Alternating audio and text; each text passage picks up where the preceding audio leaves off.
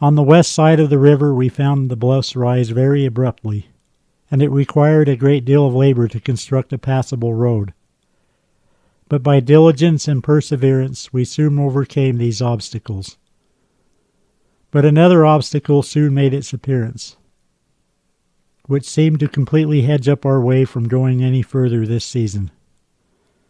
It was a call from the general government of the United States upon the poor, persecuted, exiled saints to send 500 men into the service of the army against Mexico.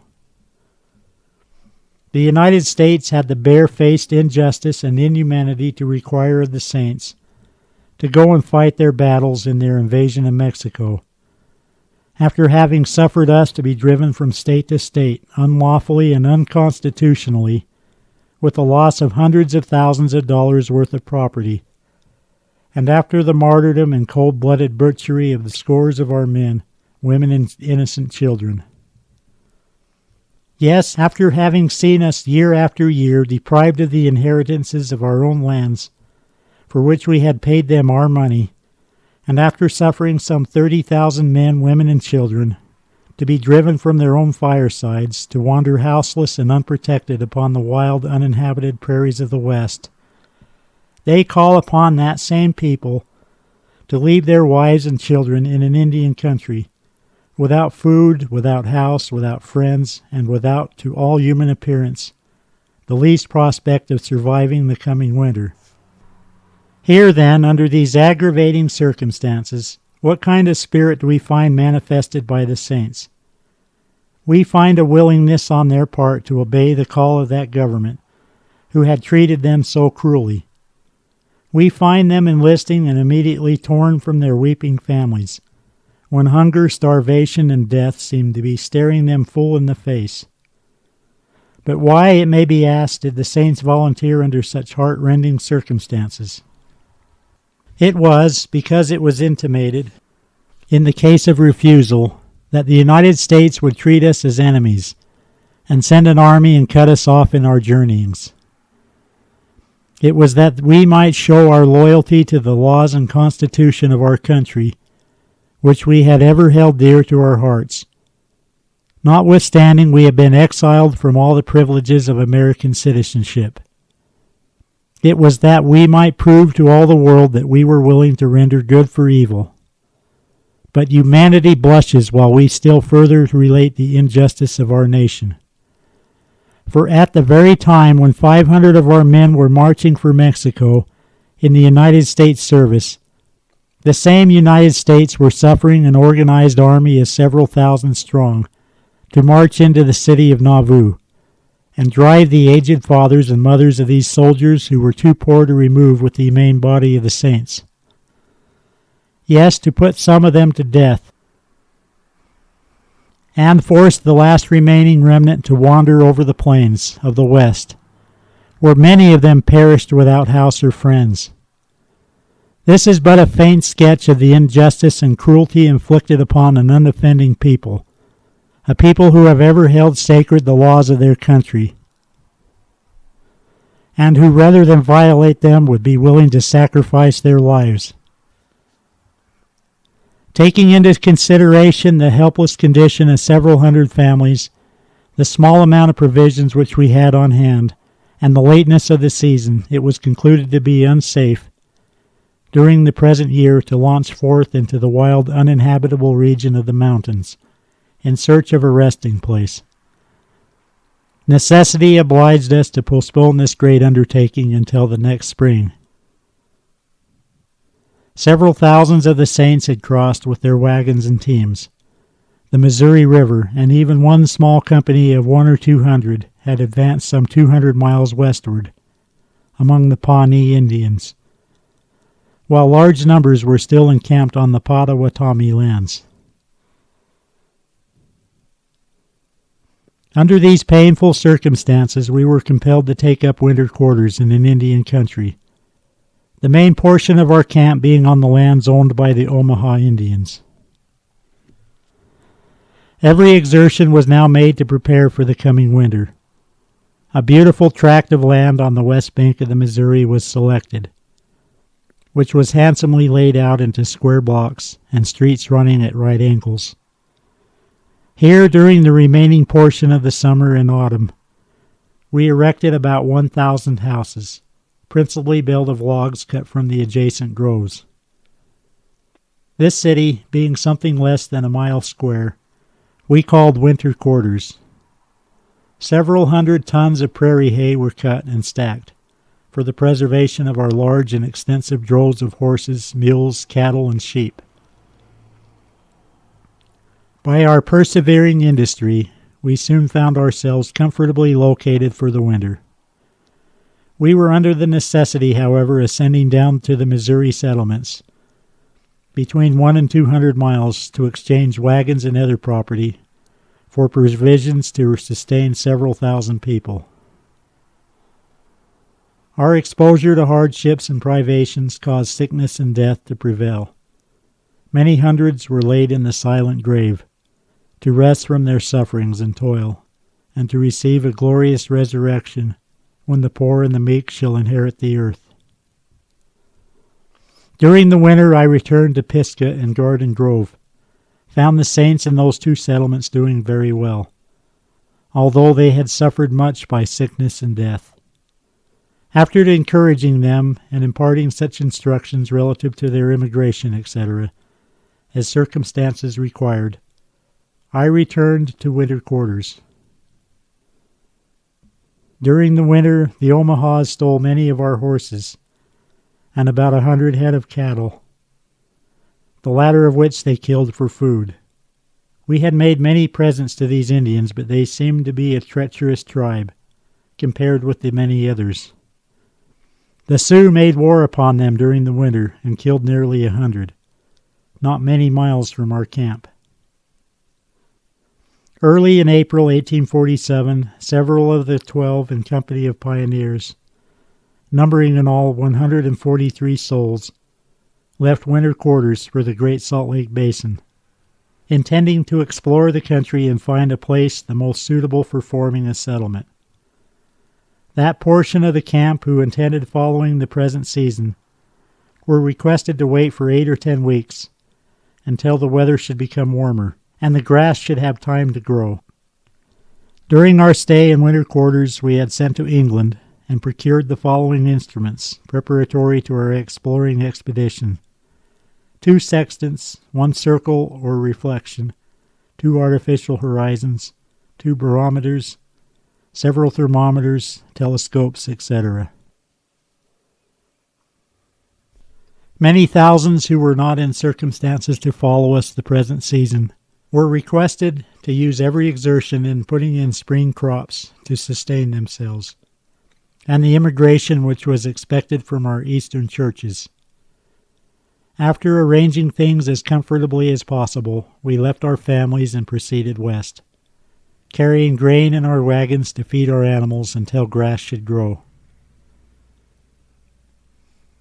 Our course was up the north bank of the Platte River, along which we traveled slowly, finding the roads very good and country being level, and the soil somewhat dry and sandy.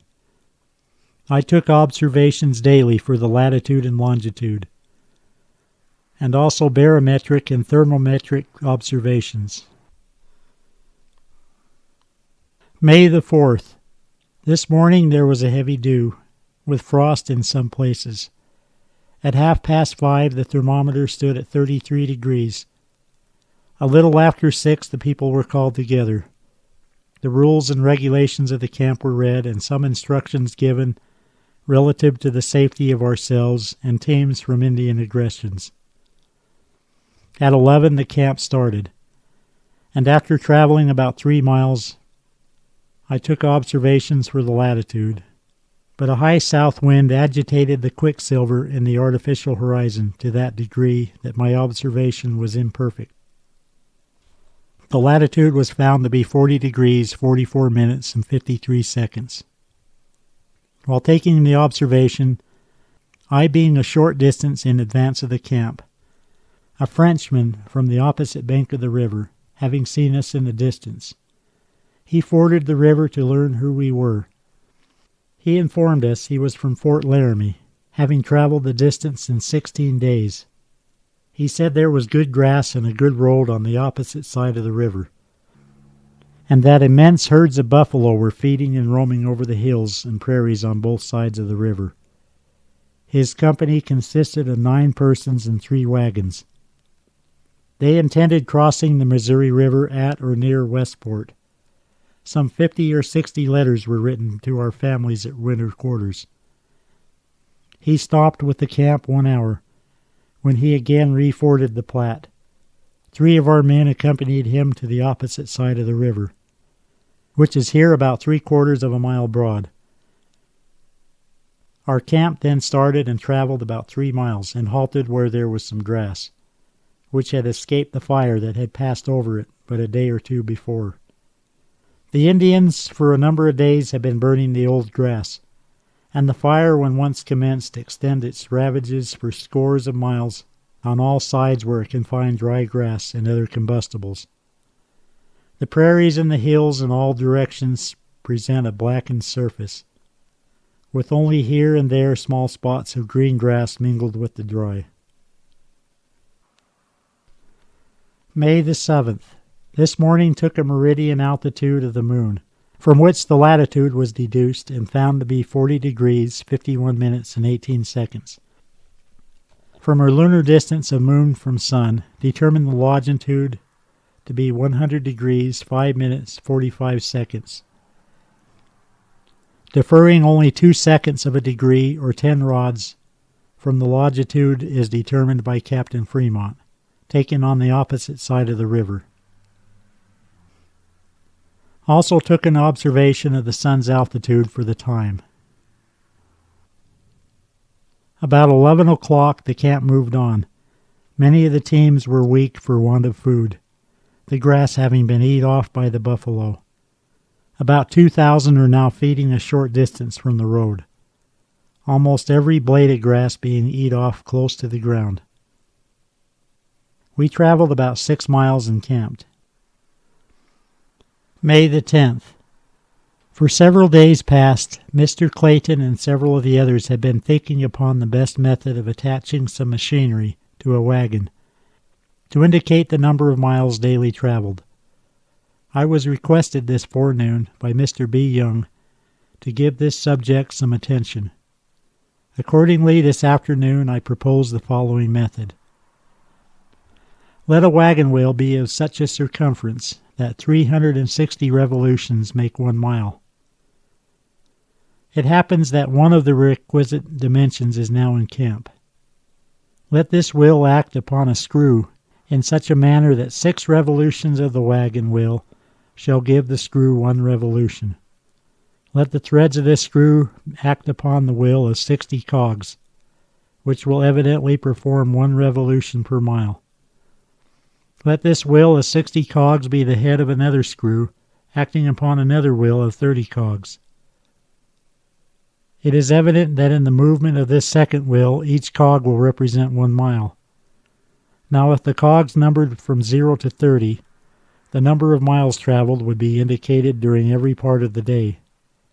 Let every 6th cog of the first wheel be numbered from 0 to 10. And this division will indicate the fractional parts of a mile, or tenths, while if any one should be desirous to ascertain still smaller divisional fractions, each cog between this division will give 5 1/3 rods. This machinery may be called the double endless screw, will be simple in its construction and of very small bulk, requiring scarcely any sensible additional power, and the knowledge obtained respecting distances and traveling will certainly be very satisfactory to every traveler, especially in a country but little known. The weight of this machinery not exceed 3 pounds. We traveled in the afternoon about 4.5 miles. The timber on the small islands and on the shores of the river is more plentiful than usual. In the deep ravines between the hills on the opposite side of the river, there appears to be clumps of small timber, resembling in the distance cedar or small pines. May the 11th. At 5 o'clock this morning, the barometer stood at 27.141. Attached thermometer 38 degrees. Detached thermometer 35 degrees. A light breeze from the east. The sky partially overspread with clouds. I started about 1 hour before the camp, accompanied with guards. The large kind of wolves are very frequent in this country. Saw several this morning, also antelope and buffalo. Traveled about 7 miles, crossed the edge of the bluffs, and which here made up to the river, but soon entered again the prairie bottoms. We are a few miles above the junction of the north and south forks of the Nebraska or Platte. May the 12th. At 5 o'clock this morning, the barometer stood at 27.136. Attached thermometer 44 degrees, detached thermometer 41 degrees, giving for the height of this place above the level of the sea 2,685 feet. The wind blows moderately from the east, the sky clear. Mr. Clayton, with the assistance of Mr. Harmon, a mechanic, constructed the machine and attached it to a wagon to indicate the number of miles traveled. It is constructed upon the principle of the endless screw. By the mile machine we came this forenoon about 6 miles, when I took a meridian altitude of the sun and determined the latitude to be 41 degrees, 9 minutes and 44 seconds. By various signs we discovered that a large party of Indians had recently been in this vicinity, which accounts for the immense herds of buffalo leaving this place and going down the river. Buffalo have been scarce for the past 2 days. May the 13th. It is necessary in fording streams with quicksand bottoms to keep the wagons all the time in motion, for the moment they are stopped they begin to sink in the sand, and require considerable force to extricate them. We camped on the right side of this river, about 100 rods from the entrance to the north fork of the Platte. May the 14th. Our animals suffered considerably by the cold. About 11 the camp started, being obliged to take a winding circuitous route over and among the sandy bluffs, 3 or 4 miles, when we again entered the prairie bottoms. I ascended some of the highest of these hills, where a beautiful and extended prospect opened on every side. On the north, the surface of the country exhibited a broken succession of hills and ravines, very much resembling the tumultuous confusion of ocean waves, when rolling and tumbling in all directions by violent and contrary winds. On the east, the low-level valley of the 2 forks of the Platte was visible to the junction, while the high peaks far below were distinctly seen, resembling bluish clouds, just rising in the distant horizon. On the south, the chain of bluffs beyond the fork stretched itself apparently in one unbroken though gently undulating ridge, visible in extent from 30 to 40 miles, while the glistening waters of that river were here and there sweeping along its base. Here and there small herds of buffalo were grazing upon the hills and in the valleys, and all seemed to conspire to render the scenery interesting and delightful. May the 15th. The rain ceased about 11. Fresh tracks of Indians were discovered in the sand. It is their custom frequently to follow immigrants hundreds of miles, keeping themselves secreted during the day and watching the best opportunities for stealing during the night. Our wagons are generally organized in the circumference of a circle, a forward wheel of one locked to the hind wheel of the other, forming a circular fortification, in the interior of which our horses are well secured during the night, while the whole camp is strongly guarded by a sufficient number of men. During the day, while our teams are grazing, about 14 men usually encircle them on all sides, to prevent them from straying or being suddenly frightened away in case of a sudden incursion of Indians, accompanied by their horrid yells, which they frequently practice on purpose to scatter the horses, and afterwards hunt them themselves at their leisure. And in case small parties of 2 or 3 go in search of them, they are sometimes fallen upon and robbed of their clothing and of their saddle horses, if they have any. If they are so fortunate to escape with their lives, they return to camp naked and in a sad, forlorn condition. These are scenes which have frequently befallen the adventurer in these savage and inhospitable wilds. Herds of buffalo are rather more numerous than for a few days past. Deer, antelope, geese, ducks, etc., are still plentiful, and our hunters generally supply the whole camp with all the meat required. We encamped for the night after having traveled for 7 miles. No timber for several days. Floodwood and buffalo excrement have been our fuel. May the 21st. During the afternoon we found upon the prairie a large bone which was petrified, belonging probably to the mammoth or some other species. It was the leg bone from the knee downwards. Length 17.5 inches, greatest width 11 inches, greatest thickness 6 inches. Its weight was 27 pounds. Our camp was visited by 2 or 3 Indians toward the evening. They appeared friendly and gave us to understand that a large number of them were encamped near us, some of whom we could see with our glasses. Some 1 or 2 miles distant, they are probably Sioux. We traveled 15.5 miles today. May the 22nd. I intended to have taken a lunar distance for the longitude, but clouds prevented. With our glasses, Chimney Rock can now be seen at a distance of 42 miles up the river. At this distance it appears like a short tower placed upon an elevated mound or hill. 4.25 miles further brought us to another place where the river strikes the bluffs. May the 23rd, Sunday. Today, as usual, we let ourselves and teams rest. The mercury in the barometer is this morning much more depressed than what can be accounted for by our gradual ascent. At 5 o'clock it stood at 26.191. Attached thermometer 54.5 degrees. Detached thermometer 52 degrees. A depression of the mercury is said to indicate high winds. Rattlesnakes are very plentiful here, and within a few rods of this tree one of our men, Nathaniel Fairbanks, was bitten by a large yellow one. And although remedies were soon applied, yet he suffered considerably during the day. Soon after dinner we attended public worship, when the people were interestingly and intelligently addressed by President B. Young. Many petrified bones were found in this region.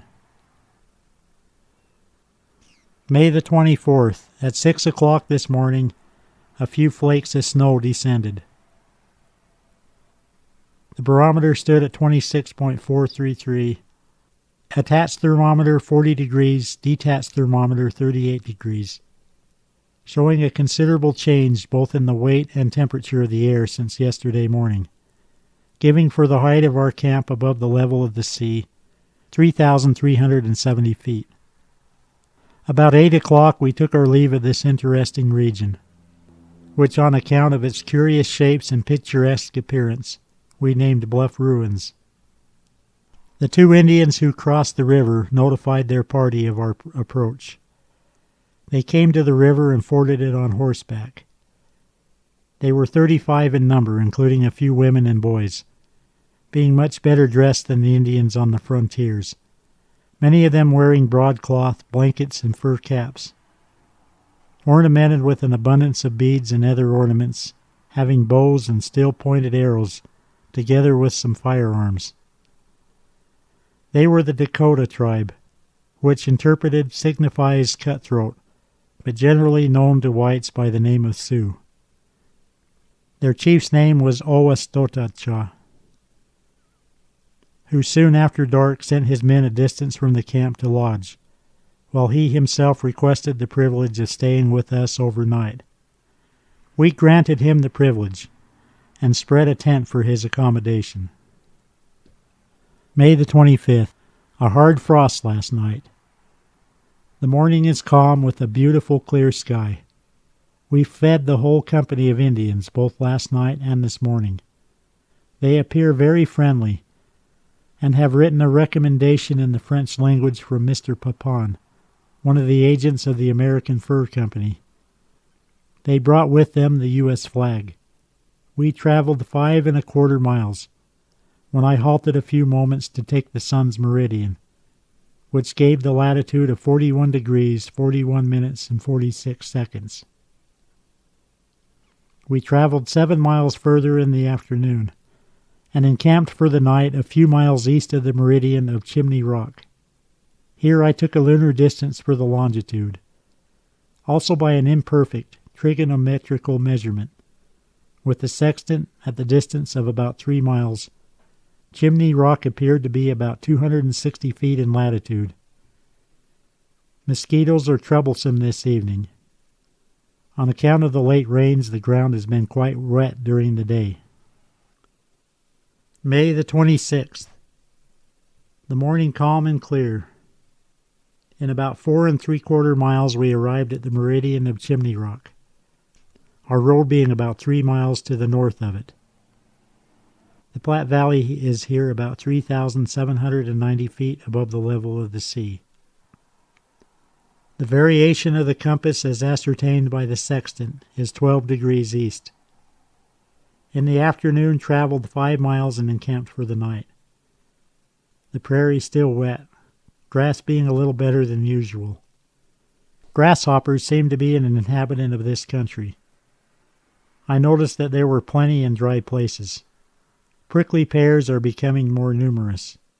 There is no timber on this side of the river, and we are dependent altogether on floodwood, which is also scarce, and buffalo excrement, which is also diminishing in quantity as we go west. No buffalo seen for several days. Antelope yet plentiful. Endeavored to get some astronomical observations during the night, but clouds prevented. May the 29th. The forenoon has been rainy, windy still in the east. At 10:30 the barometer stood at 26.105. Attached thermometer 49.7 degrees. Detached thermometer 48.5. About noon the people were called together and addressed by several of the 12 upon the necessity of a prayerful, faithful, and upright course before the Lord, and instead of spending time in idleness and vanity, to lay up a store of useful knowledge from everything that was seen and heard. About 1 p.m. we resumed our journey, and traveled 8 1/2 miles. No grass of any consequence except near small streams. A little to the east of our road passed near the bluffs, in which we saw some soft grayish sandstone. Many of the hills consist of large quantities of cobblestone. One of the sandstone rocks projected from the bluff, very much resembling the stern of a steamboat. From this circumference I called it Boat Rock. May 30th, Sunday. Today we appointed a day of fasting and prayer. The people met in prayer meeting in the forenoon. Several others crossed over the North Fork in our skiff of sole leather and walked up to Fort Laramie. We were kindly received and seated in a neat, comfortable apartment, and after a social and cheerful chat with Mr. Bordeaux and others, we walked down to see his flat boat, which we engaged at the reasonable price of $15 to ferry our wagons across, as traveling further upon the left bank of the North Fork would, if not altogether be impracticable, be attended with much difficulty.